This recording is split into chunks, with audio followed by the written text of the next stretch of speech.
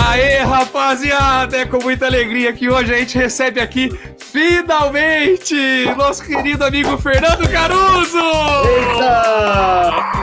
Um nerd global está entre nós! Caruso, seja mais do que bem-vindo, cara! Que Pô, bom que muito você obrigado. Bem-vindo, Caruso. Pô, tô muito feliz de estar aqui, bicho. A gente já tá nesse namoro, já tem tempo já, né, Tem cara? tempo já, A gente tá cara. finalmente consumando. Já nos vimos em eventos, já nos vimos em Já outros fizemos filme junto. e já fizemos filme junto. Olha É aí. verdade. O Caruso está aqui, galera. Inclusive, Aliás, eu tenho a assinatura dele, do meu bonezinho aqui, que tá com o elenco já vou todo do eu filme. quero queimar essa pauta, já vou fazer esse spoilerzinho, tenho certeza que a gente vai falar disso de novo em algum momento, mas, caraca, como tá incrível o filme. Meu Deus do céu, se tem alguém que ainda não entrou no bonde do hype, cara, sobe que ainda tem vaga, porque, cara, tá muito maneiro. O diretor volta e meia me manda foto, me manda estilo de cena. Caraca, cara. Tá Eles estão te mandando, então. A produtora Monolith tá mandando pra você direto. Ah, que massa, Bicho, cara. muito maneiro, muito maneiro. Muito feliz. Lembrando que o Catarse tá rolando ainda, galera. Tá rolando, tá rolando. E falando em Catarse, tem também o Catarse do Fernando Caruso, que é imperdível, pessoal, porque ele está lançando um livro nerd, é óbvio. E eu adoro esse tipo de livro que você tá fazendo, cara. Que é um livro, claro, eu acho muito legal, porque é a experiência da pessoa dentro do mundo nerd. E não qualquer pessoa, do Fernando Caruso, cara. Então, bate-papo muito legal que dá pra você ter com o Caruso por meio do livro, né? E tá agora no Catarse também. Aliás, Caruso, já inaugurar o programa aqui falando disso, né? Como que veio essa ideia de você fazer um livro sobre a nerdice na tua vida, né? A ideia veio do próprio Manuel, da Editora Heróica, né? Ele que me Manuel de procurou. Souza. Assim, eu já tinha colaborado com a Mundo dos Super-Heróis que ele fazia, era leitor assíduo tanto da Mundo dos Super-Heróis quanto da Mundo Nerd. O Alê também colaborou com a Mundo, sabia, Caruso? Muito tempo na Mundo dos Super-Heróis também. Lá no início da nossa carreira. Como só? Não, eu escrevi uns textos para eles, foi que eu conheci o Manuel de Souza, e para a galera que não está atirando, só cortando o Caruso um pouquinho, o Manuel de Souza ele foi o idealizador da Mundo dos Super-Heróis, lá atrás, depois da Mundo Nerd, é um cara jornalista, saca tudo de quadrinho, extremamente criterioso. Hoje ele tem a Editora Heróica, a Heróica publicou Rocketeer, foi eles que trouxeram Rocketeer aqui, né, de volta ao Brasil, trouxeram aqueles dossiês dos super-heróis, a gente já mostrou aqui algumas ocasiões que são legais pra caramba. Você não podia estar em melhores mãos, né, o Caruso, porque o Manel realmente sabe o que faz.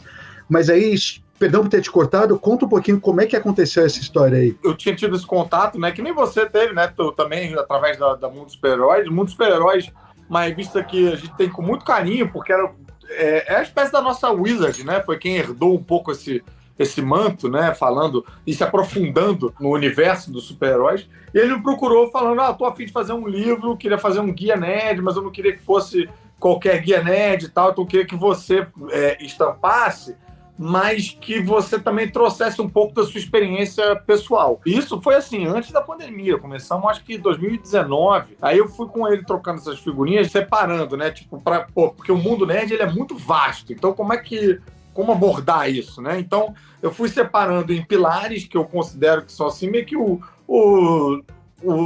101 do universo nerd, né? Então, o fundamental. O fundamental.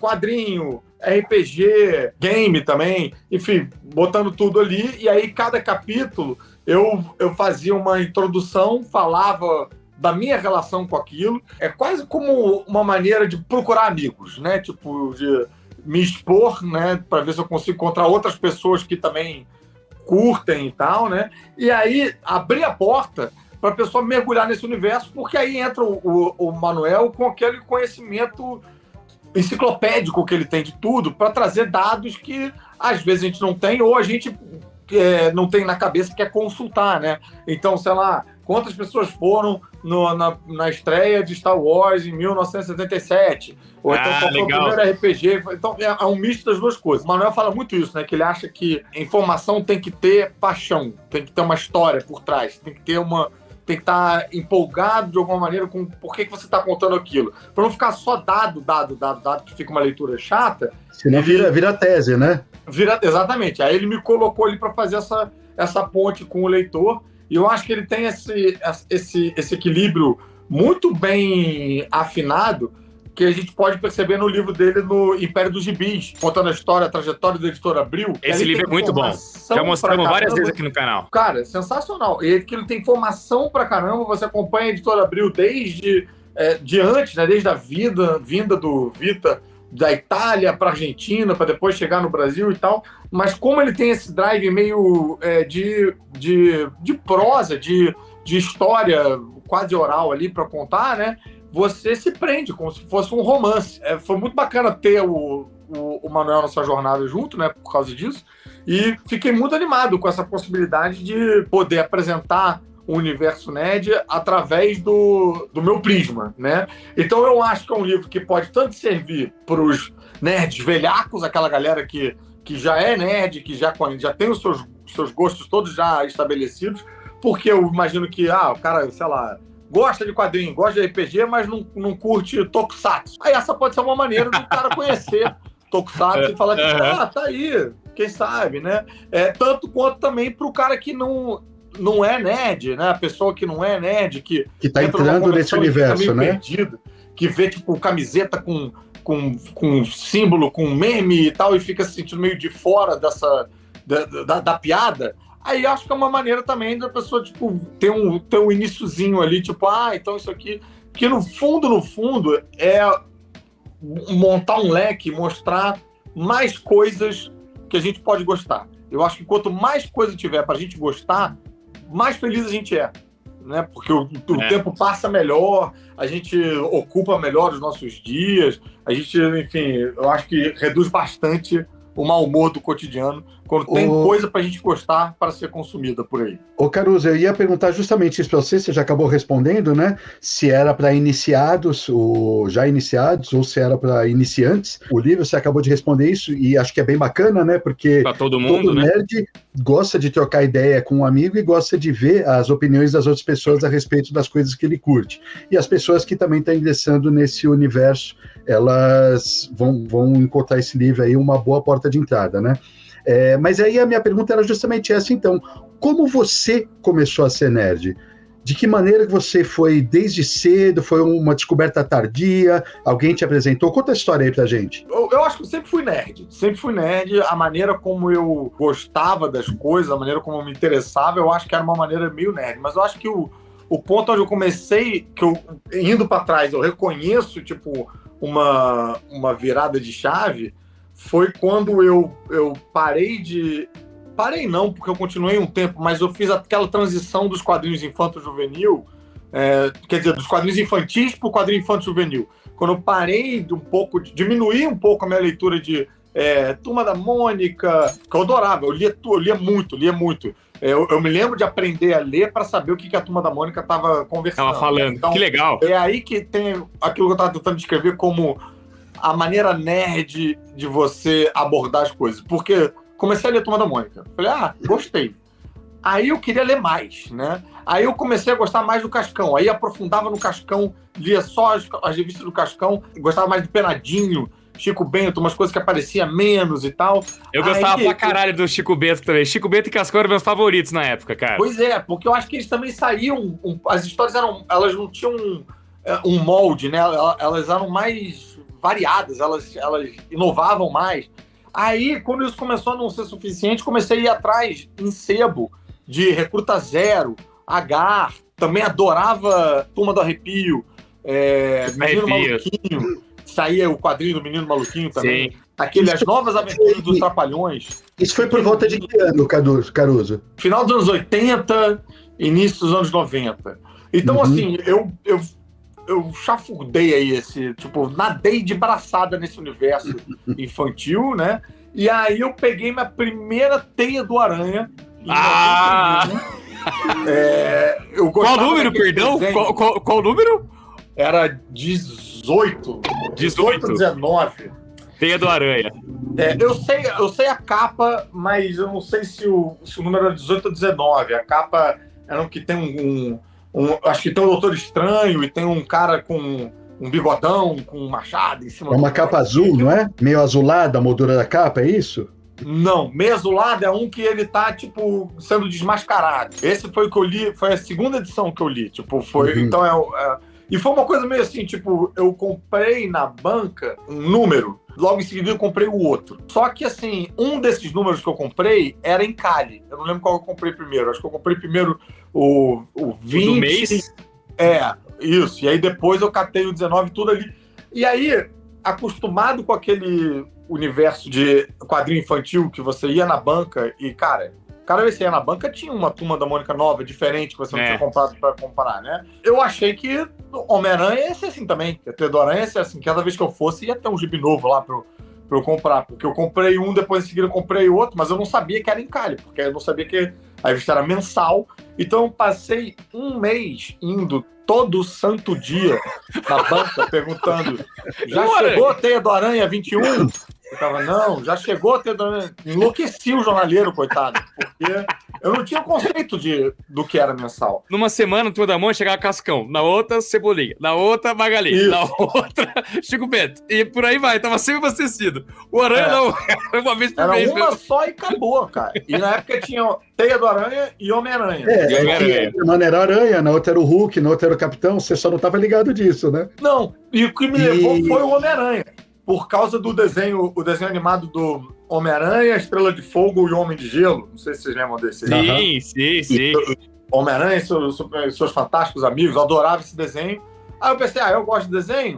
Vamos dar uma lida aí na revista, vai que eu gosto. Mas, cara, a minha cabeça explodiu. Eu gostei da revista muito mais do que o desenho. Porque era traço do John Romita pai, nessa época. Noção de profundidade, aquela movimentação do Homem-Aranha entre os prédios de Nova York, com ângulo de câmera. Uma história que continuava. Um capítulo continuava no capítulo seguinte. Cara, aquilo foi muito incrível. Eu devorei. E ali eu comecei a ter aquela sensação de que eu precisava guardar. Porque como demorava para sair a próxima edição, eu queria estar com elas ali para ler de novo, para consultar, para ficar folheando, ter a coleção. Eu gostava também de ficar desenhando, imitando e tal. Teve um impacto muito grande. E aí tudo que era meio espalhado, né, na minha cabeça, tipo, quero ler mais, quero ter mais, o que eu não conhecia ainda, focou muito no Homem-Aranha. Eu comecei a catar as edições antigas, comecei a descobrir loja de quadrinhos. A primeira foi a Gibi Mania, na Tijuca, aqui no Rio. Depois a Ponte HQ, em Ipanema também. Aí eu fui completando a Teia do Aranha para trás, né? Consegui completar, fiquei em dia. Aí eu abri o leque para ler Homem-Aranha, né? Que era diferente, era um pouco mais moderno. A Teia do Aranha eram umas histórias da década de 70, de 60, então elas eram mais simples. Eu acho que para uma cabeça de criança era mais fácil de absorver, né? Aí eu fui pro Homem-Aranha. Aí também comecei a ir para trás até completar o Homem-Aranha. Aí que eu comecei a, tô em dia com o Homem-Aranha. Eu preciso de mais. Aí que eu comecei a ir atrás de X-Men, Wolverine, Hulk e tal. Aí comecei a abrir o leque. Aprendi a ler inglês para ler um gibi do Homem-Aranha. Era aquele, o que aconteceria se os pais do Homem-Aranha estivessem vivos. Que depois eu fui descobrir que era escrito pelo Kurt Busiek, que esse aí. Era uma história tosquésima. Li com um dicionário do lado para aprender as palavras e vocabulário e tal. E aí, da hora. Ou seja, foi indo cada vez para drogas mais pesadas. Sim. E aí, nesse espiral, e tô até hoje. Porque, assim, essa coleção, essa primeira Teia do Aranha que eu tenho até hoje. Essa coleção Teia do Aranha eu tenho até hoje. Você tem até hoje aquela edição da época? Você não chegou a vender e depois recomprar? Não, a mesma. Olha, as minhas abril são tudo revendo também. As suas também, Ale? Eu viro e mexe, eu levo lá pro nosso quadro, o papel jornal, o Bruno fica de cara. Ele pega, às vezes, e fala assim, olha, tenho certeza que isso aqui o Alezinho comprou na banca. Que ela tá, e tudo novinho, cara, tudo, vocês preservam muito bem. Um comentário, um comentário legal é que, hoje em dia, né, o pessoal que tá entrando nos quadrinhos hoje em dia, tem saga pra tudo quanto é lado, e Quarteto Fantástico, e Homem-Aranha, e sei lá quem e tal. Existe aí esse acesso ao quadrinho antigo. Mas naquela época, galera, era difícil você ter quadrinho antigo, não tinha muitas republicações. Então, a Teia do Aranha, ela acabou servindo como uma porta de entrada para muita gente. Porque ou você corria atrás do que, sei lá, a Ebal lançou, a Block lançou décadas atrás, ou então você não conseguia ler essas histórias, porque era difícil. Que nem o Caruso falou, ele teve que ir até sebo para procurar. Né? Não tinham publicações novas de banca que falasse, eu quero comprar uma antologia do Homem-Aranha. Não tinha, não existia. Não. E a Abril possibilitou isso. Por exemplo, uma é Ebal, RGE, quando você catava, eu pelo menos, quando catava esses quadrinhos para ler, eu tinha um certo choque anafilático, era muito diferente da Abril. Às vezes tinha ali, eu não lembro qual das duas, se era a Block, tinha o texto dos balões datilografado. Era Ebal. Era Ebal. Era estranho. A fonte é diferente, nomes, né? Outras cores, era meio, sei lá, não descia. O próprio palavreado era muito formal, né? Era um palavreado mais elaborado. Assim, muito formal na Ebal, muito maluco na Block. As cores da Block me deixavam doido, porque eu comparava, às vezes, histórias que saíam na Abril e na Block, eu falei assim, mas por que, meu Deus, por que? Tão diferente. Aí dava uma sensação, esses da Ebal e da Block, a gente dá uma sensação de que eu tava lendo um Homem-Aranha pirata, sabe? Tô ligado. Não é o Homem-Aranha.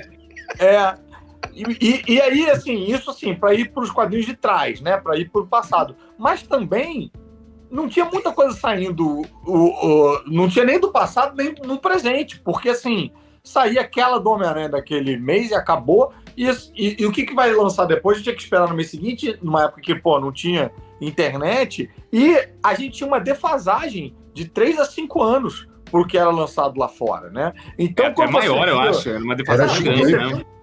Um quadrinho americano, você via uma janela para o futuro. Era um portal que você falava, meu Deus, olha o que está acontecendo aqui, caraca. E você só ia ter acesso a isso quando chegasse aqui no formatinho, 3, 5 anos depois. Isso só foi acelerar, sei lá quando. Acho que Morte do Super-Homem adiantou um pouquinho, mas de um modo geral tinha um atraso, né? O da hora que você tava falando aí do choque, da diferença de arte do quadrinho infantil pro quadrinho do John Romita, né? Pro Homem-Aranha. Eu tive essa sensação também. É isso, cara. Eu tive essa sensação também quando era moleque, cara, porque não, hoje a gente adulto, a gente sabe que são estilos diferentes, né? Mas quando eu era moleque, parecia que eu tava indo pra um negócio muito mais elaborado, assim, mais adulto. Você fala, caraca, isso é muito da hora, é muito diferente do Pato Donald, da Mônica e tal. E eu comecei, você falou que foi com o desenho do Homem-Aranha, né? O meu foi com o desenho dos X-Men. Então o desenho animado, né? As outras mídias têm esse papel de entrada de outras pessoas. E quando eu peguei o Homem-Aranha pela primeira vez, e engraçado, né? Porque eu peguei na época da Saga do Clone. Pouco depois de vocês. Hoje em dia a gente sabe que Saga do Clone é uma loucura. E eu, na época, Caruso, eu fiquei embasbacado com o Homem-Aranha, cara.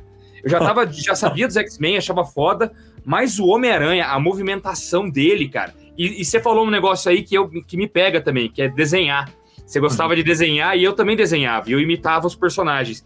E às vezes tinha uns quadrinhos do Homem-Aranha saltando, e aí o desenhista fazia a trajetória do salto com ele em diversas posições, saltando. Cara, aquilo explodia minha cabeça. Eu falei, caralho, como que ninguém pensou nisso antes? Olha que foda, olha o que dá pra fazer com quadrinhos. Era tipo brincar de bonequinho, né, na revista, cara. E uma época também, eles estavam experimentando ali, os anos 90, não foi onde eu comecei, mas eu tava lá também. Uhum. O Todd McFarlane, quando ele apareceu, pra mim, aquilo era craque. Era tipo...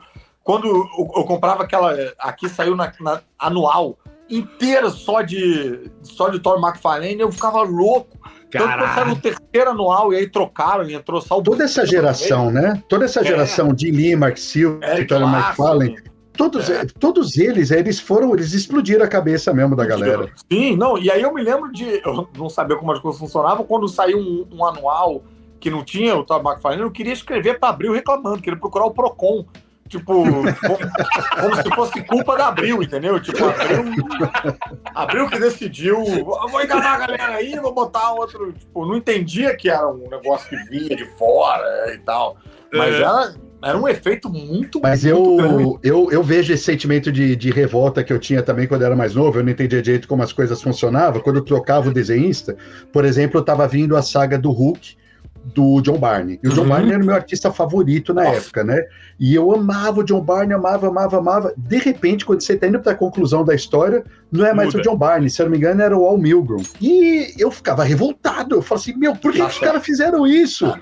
Imaginava eu, tinha uma treta do John Barney com o editor, eu não fazia ideia de nada disso, mas eu falava, eu batia na mesa e falava assim, não é possível que o John Barney não vai terminar essa história. Eu mandava algumas cartas, às vezes eu telefonava lá pra abrir o jovem meio irado, quando os caras atrasavam coisa eu ligava também. Pra me sentir bem menos sozinho. Ô, Caruso, e uma coisa legal, cara, é que a gente, meros mortais, assim, vamos colocar nesses termos, quando a gente descobre que tem um global que curte, a gente fica muito louco, porque, tipo assim, caralho, tem uns caras, uns atores que eu vejo toda semana na Globo, que eu vejo na televisão, e aquele cara gosta de quadrinho também, é muito massa, é uma sensação de, é isso que você falou agora, de não estamos sozinhos, é uma sensação de tipo, cara, então isso não é um gosto só da gente normal aqui. É um gosto também desse tipo de pessoa. Olha que foda, cara. A gente já trocou ideia que o Gabriel Leone uma vez, que é global também, ator na Globo. Não sei se você conhece ele. Pô, ele é nerd também. Meu amigo, marido da Fabíola Nascimento, Cadê meu celular, rapaz? Aí eu vou ter que ir pro editor. Seu celular tá te gravando, cara. Tá aqui. Mas o Gabriel Leone já veio aqui, cara. E quando ele descobriu, caraca, o Gabriel Leone curte pipoca, o Gabriel Leone curte quadrinho. É uma coisa do Caruso. O Caruso curte pipoca, o Caruso curte quadrinho, cara. Não, mas então, é porque eu acho que é um negócio que é a nossa essência, né? E a outra parada é o nosso trabalho, né? É meio que nem... identidade secreta e... Né, é isso mesmo, cara. A identidade heróica e identidade secreta. Eu ficava nos intervalos de gravação, levava sempre 3 gibis, um livro, e ficava lá lendo, assim, tipo, eu queria mais era que demorasse para gravar, que eu ficava lá lendo no Projac horas. E sempre que eu posso, eu dou um quadrinho de presente para alguém. Eu fico pensando, tipo, qual é o quadrinho certo para dar para aquela pessoa falar, gostei, tem mais, sabe? Que eu acho que isso é um dever nosso de nerd, catequizar mais gente. Catequizar.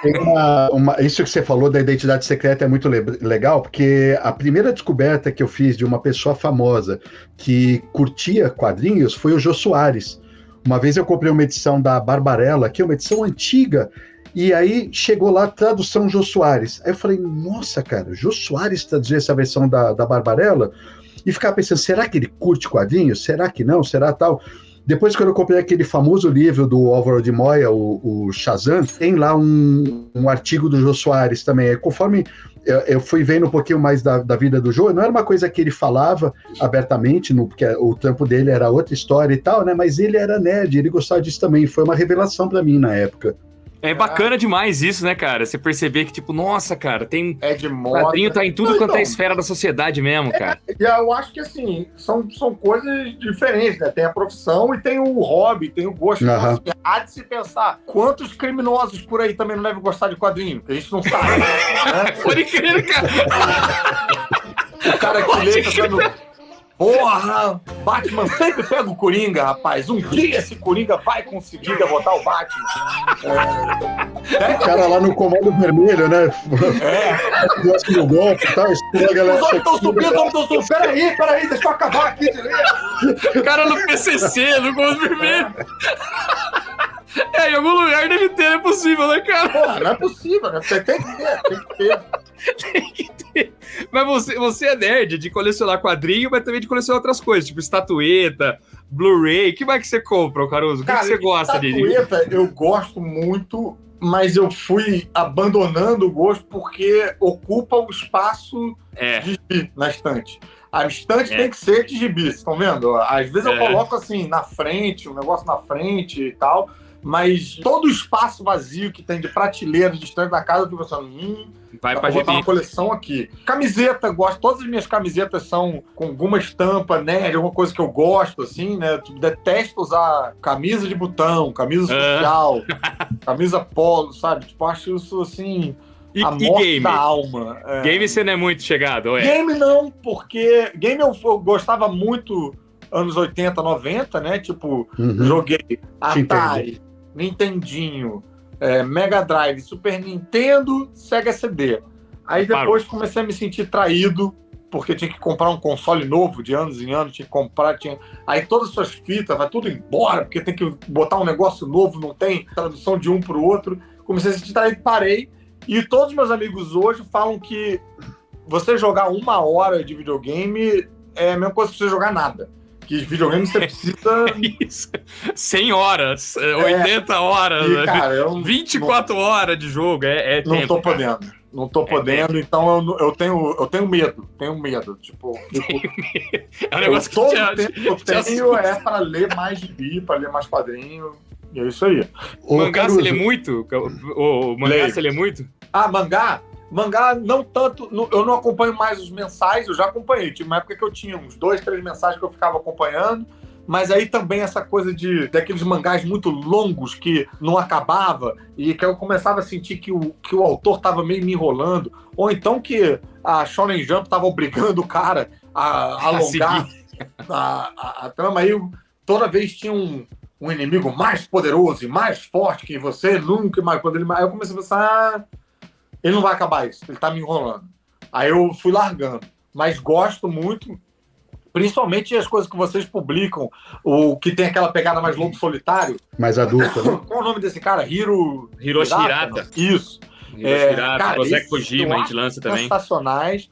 Adorei Lanterna de Nyx, por exemplo. A Mariana, minha esposa, que é mais difícil de ler quadrinhos. Lanterna de Nyx foi um que ela gostou bastante, ela se amarrou. Foi uma baita leitura. O Giro Hirata todo. Eu gosto muito daquele cara aqui, que vocês lançaram também, Devir lançou também. Giro Taniguchi. É o cara passeando e comendo umas paradas. Não quadrinho nada, do cotidiano, né? Quadrinho do cotidiano, e são muito bons, assim. Porque dá uma sensação também de que você viajou pro lugar onde ele tá, assim. E você tem uma experiência que não é turística, que não é a de ir num lugar que todo mundo vai tirar foto. Não, é uma experiência de local, assim, né? De comer comidinha local e tal. Você sente os sabores, os cheiros. Eu fico bem fascinado com esse cara também. O primeiro mangá que eu li foi Eden. E eu não consegui... Eu dormia a cada página. E aí eu pensei, cara, eu acho que eu não gosto de mangá. Aí saiu o Lobo Solitário da Panini, saiu na leitura oriental. Eu tinha um professor de quadrinhos que falava pra caramba, dava aula falando de Lobo Solitário, de storytelling, de posição de câmera e tal. Eu falei, cara, isso aí eu tenho que ler, né? Então vou ler em leitura oriental mesmo, vou me adaptar e tal. No início eu senti uma certa dor de cabeça de ler da direita para a esquerda, mas me adaptei bem. E aí eu pensei, dor de cabeça. Vai ver, eu não gosto de mangá, vai ver, eu gosto de samurai. Aí eu li Lobo Solitário, li Vagabond, li Blade. Blade, pô, animal demais. Eu li, me amarrei muito. Aí depois eu catei um Dragon Ball. Cara, Dragon Ball foi muito divertido. Foi aquele Dragon Ball da Conrad. Sim. Da Conrad antiga, né? Capa vermelha e tal. Catei na banca. Nossa, eu devorava aquilo. Aí eu comecei a catar tudo do Akira Toriyama, Dr. Slump, tudo que saía. Também nessa pegada ali também o Hunter x Hunter, que eu achava meio Dragon Ball. Hunter x Hunter, pô, gostei bastante de Hunter x Hunter também. E voltando ao seu livro, tem alguns causos aí que você coloca lá que são engraçados, são interessantes? No livro, tem uma certa exposição vergonhosa da minha pessoa, né? Inclusive essa fase inicial que a gente tinha, porque quando a gente era nerd nos anos 90, não era como era hoje, né? Tipo, a gente tinha uma vergonhinha. Eu me lembro de esconder minha coleção de revistinha do Homem-Aranha quando tinha aquelas reuniões de trabalho da escola, sabe? Tipo, trabalho de geografia. Aí todo mundo ia na casa do amigo pra fazer o trabalho, né? Aí vinham as meninas da escola na minha casa e, cara, eu ficava desesperado de descobrirem que eu gostava de Homem-Aranha, eu com, sei lá, 12, 13 anos. Aí eu cobri a coleção com camiseta, assim, tinha uma coisa meio de... Um momento de transição de quando eu comecei a me aceitar, de falar, tipo, não, peraí, eu gosto disso, isso é maneiro, e ter coragem de abrir gibi em público, né? Tipo, de que se dane, quer pensar, pensa, não quer pensar, não pensa, eu tô me divertindo, é isso que importa. Isso foi importante para mim. Então tem mais esse aspecto. Agora, causo mesmo, não tem. E sua relação com mensais, até hoje você lê, cara? Eu leio, mas, cara, diminuiu bastante, porque agora, sabendo que tem chance de encadernar. Eu espero para encadernar, mas eu tenho uma pilha de mensais ainda para matar, mas não tô acompanhando assim na banca, não. Tipo, tudo que eu tenho de mensal já zerou, né? Então tá lá na pilha para ler, e agora eu acho que eu não vou atrás de mensal, não. O que entra um pouco nesse lugar da mensal é essa coleção de saga, né? Que saga do Flash, saga do Homem-Aranha. Você tá fazendo? Cara, a saga do Flash eu tô fazendo. Eu me controlo muito para não comprar quando sai na banca e deixar para comprar quando aparece lá no HQ barata, quando aparece com desconto não sei aonde e tal. Não compro mensal, mas sempre que tem uma banca de jornal eu entro para ver o que tá saindo, o que tá rolando e tal. Eu tô igual você, mensal eu não pego mais, acredito que o Alê também não, né, Alê? Não, cara. Parou já faz um tempo, né? Eu parei faz um tempo, eu tô igualzinho o Caruso. Tem algumas mensais que eu fazia que eu não gosto de deixar a coleção incompleta, né? Então, de pouquinho em pouquinho eu compro aqui. A hora que fecha, saiu, sei lá, próxima mensal do Guardiões da Galáxia. Essa eu não vou fazer. Eu quero fechar todas as que eu tinha. E se a saga é boa mesmo, ela é reeditada. Então... E eu também não gostava, mesmo quando eu acompanhava as mensais, eu não gostava de ler quando saía. Eu gostava, tipo, eu ficava... Acumular. Eu deixava acumular, eu ficava vendo quando aparecia no final da parada, e aí eu li o arco numa tacada só. Você não esquece, né, Caruso? Eu esquecia tudo, cara. Não, e cara, porque assim, não é nem só o tempo entre uma e outra, é o tempo entre uma e outra com mais uma cacetada de coisa que a gente tá lendo entre uma coisa e outra. É diferente de quando a gente era mais novo, porque na época da Abril, a gente tinha menos grana pra comprar gibi.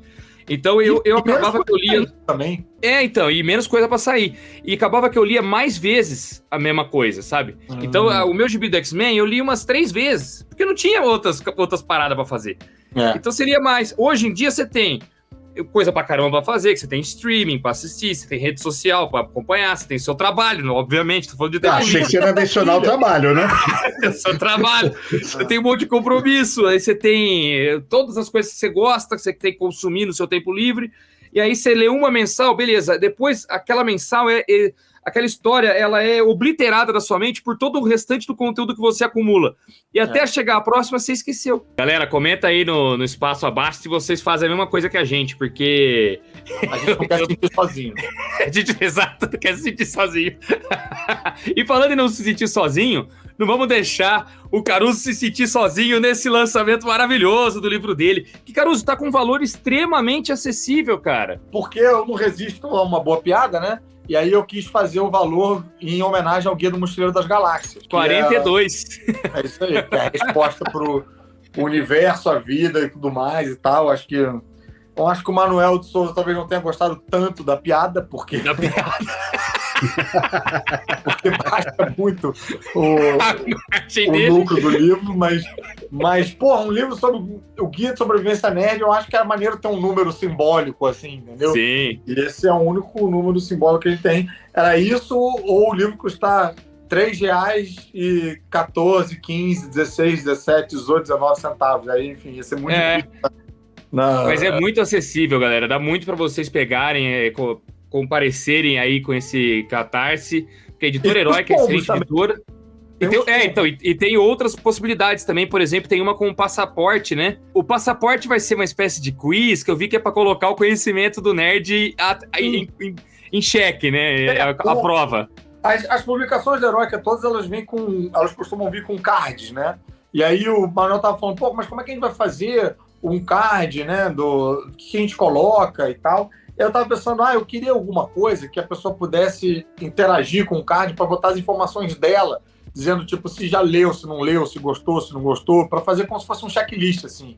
Ele falou, cara, eu tinha uma ideia aqui que eu acho que dá para juntar com isso, que é a ideia do Passaporte Nerd. Então, ao invés de ser o card, né, separado, ele é um livrinho, cada página sendo, tipo, como se fosse tipo, um país diferente, né, que você vai entrar. Sim. Tipo, RPG, Tokusatsu, livro e tal. E aí você vai carimbando, vai ter um carimbo. E se você me encontrar no lugar, eu vou poder carimbar também, tipo, com que foda! E tal. Alguém em algum lugar talvez consiga completar o passaporte, né? De ser tipo o nerd máximo, pica das galáxias aí, com tudo completo. Né? Tem o combo com o passaporte e outros combos também. Vocês foram vendo aí a tela do Catarse conforme a gente ia papeando. E, cara, que projeto legal, Caruso. Parabéns e obrigado por ter vindo aqui papear conosco, cara. Pô, eu que agradeço, bicho. Pô, muito obrigado. Sou fã pra caramba de vocês, fã pra caramba do canal, da editora. Muito obrigado pelo espaço aqui para falar do livro, tentar conectar com outros nerds também. E, cara, eu falo de vocês para todo mundo. Eu acho muito incrível isso que vocês conseguiram fazer, de ter um canal que fala com paixão sobre uma coisa. E aí vocês conseguirem criar uma editora que cria aquilo que vocês antes falavam com paixão, traz para cá. E aí, depois disso, vocês começam a trazer os quadrinhos autorais, criar do zero, quadrinho nacional, o quadrinho, pô, o Bruno tem o Ogiva, o Alexandre tem o Arena, e fica criar os quadrinhos todos, e aí depois disso, ainda transformar isso em filme. Meu irmão, é volta completa, né, cara? Muito obrigado, cara. Do Nanquim, volta pra pipoca, tipo... Muito legal. Animal, né? E eu agradeço você demais, porque desde o instante zero que a gente anunciou o filme, você já estava lá no Instagram, colocando à disposição, falando, eu quero participar, e a gente ficou de cara, e tipo, caralho, o Caruso quer participar, que maneiro, vamos tentar viabilizar. E aí, das conversas com a produtora, deu certo, e foi o máximo ter você a bordo. Feliz, tá fazendo parte disso, bicho, tá lá. Eu podia só passar no fundo, já tava feliz, já que eu queria. É um momento muito histórico, eu acho, para todos nós apreciadores do universo nerd. E, pô, eu queria fazer parte de alguma maneira. Muito obrigado vocês por terem deixado também. Caramba, a gente que agradece, Caruso. E obrigado pelo espaço aqui, cara. Obrigado pelo espaço para divulgar aqui. Espero que a galera se interesse pelo livro, que dê uma olhada lá no Catarse, encontre lá um combo que atenda melhor as suas expectativas, as suas capacidades financeiras, e divulgue também para a galera, porque a ideia do livro é meio fazer isso, né? Trazer mais gente, a gente conseguir ter mais gente é sempre bom, né? Tipo, a gente conseguir ter mais gente para comprar gibi, mais gente para lotar a sala de cinema, para encher os eventos nerds, né? É sempre melhor, né? Tipo, é que nem essa cena, né? Melhor com muito mais gente. O que você falou aí a nosso respeito nos deixa muito felizes, muito orgulhosos. Para nós é que é uma satisfação incrível ter você aqui com a gente. Obrigado, viu, Caruso? Obrigado demais por ter vindo aqui. Rapaziada, o livro é só 42, é muito em conta para vocês pegarem. Não deixa passar, não. Vai ser muito legal você ter esse livraço com as experiências do Caruso e com todo o know-how nerd na sua prateleira. Então vai lá, compareça, ajude, compre, garanta o seu. Caruso, mais uma vez, um forte abraço. Rapaziada, deixa o like aí pra gente. Estamos aqui toda quarta, sexta e domingo. Vídeo 3 vezes por semana, às vezes tem extra. Então ativa o sininho pra não perder nenhum. Obrigado, Alexandre Calari, também. E vamos no... Valeu, gente. Tchau, rapaziada. Beijo.